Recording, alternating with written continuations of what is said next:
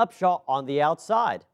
Until now, the Baltimore Ravens traded up with the Minnesota Vikings to select Upshaw as the third pick of the second round of the NFL draft. Courtney was the 35th overall pick of the draft.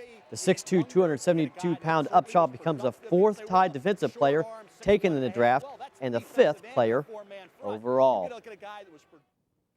Checking out your SEC baseball scores. You see there, Alabama gave up a Greg Matthews solo home run in the 8th inning to lose the weather-delayed Game 1.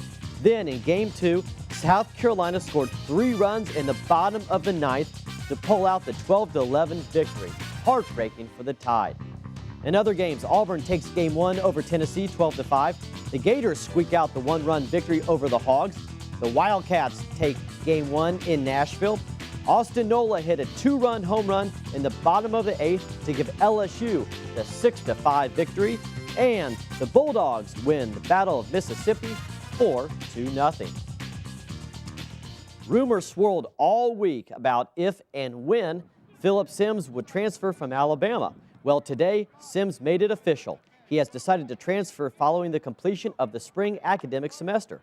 The Chesapeake, Virginia native played in 8 games last season, completing 64.3% of his passes for 163 yards. He redshirted in his first year at Alabama in the fall of 2010.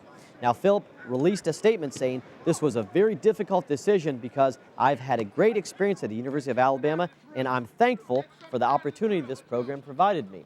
He said the reason for him leaving is nothing more than a personal matter and that he just needed to be closer to home to support his family at this time. Tomorrow night at 6 o'clock p.m., the Alabama Gymnastics team will be honored in a celebration ceremony for 1 hour to commemorate the Tide winning their 2nd consecutive national championship and the program's 6th overall inside Coleman Coliseum. Just like Nick Saban, Sarah Patterson was asked if she deserves a statue of her own, and this is what she had to say.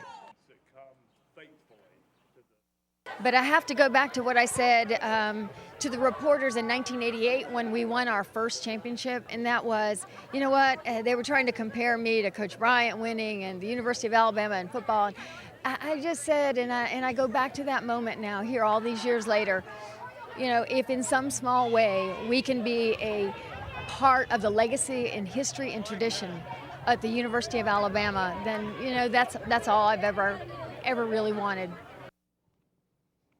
And the Alabama softball team scored 5 runs in the first inning, and then Amanda Locke hit a 3-run blast in the second to help the Tide defeat the Ladybacks 13-6.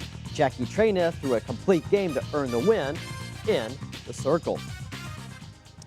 TA hosting Monroe Academy in the deciding 3rd game of the series. Trailing 3-0 in the bottom of the 3rd, the Knights get something going as William Heath singles to left, scoring Parker Farley cutting the lead to 2. 2 batters later, Kyle Andrews hits into the fielder's choice. That's okay because that scored Gregory Taylor, tying the game at 3. However, the Knights were not done scoring as Clay Thomas delivers a single through the left side, plating Kyle Andrews as TA would score 5 unanswered runs in the inning and then went on to get 3 more in the 4th. And they go on to get the victory by a final score of 9-4, and now will host Prattville Christian Academy next Wednesday in a doubleheader for the start of round 2. ACA hosting Red Bay tonight in Game 1 of their 2nd round series. Top of the 3rd, Red Bay trailing 2-1, but they are threatening with runners on the corners. However, ACA pitcher Kyle Smelly strikes out Austin Thorne on a wicked slider to retire the Tigers. Then in the 4th, Red Bay had runners on 2nd and 3rd looking to take the lead on 1 swing of the bat, but Kyle Smelly again shuts the door on that by striking out Austin Malone. Moving to the 6th right there, Landon Sartain hits the ball off the pitcher's leg and it goes into shallow left field, allowing pinch runner Andrew Fowler to score on the play as the Patriots take Game 1 by the final score of 3-1. They also win Game 2 to clinch the series 14-2. Other playoff scores to pass along. You see in Class 1A, Holy Spirit loses 2 close games on the road to Fayetteville. Berry is also eliminated in 2 games by South Lamar. In Class 3A, Sipsey Valley and Marbury split their series and will play a deciding 3rd game tomorrow at 2 p.m. Winfield eliminates Carbon Hill in 2 games. Class 4A, Bibb County is eliminated in 2 games by Beauregard. And in Class 4A, you see that Brookwood and Chilton County split their series, so they will play a deciding game tomorrow as well on Saturday. And that's a look at sports. More news right after this.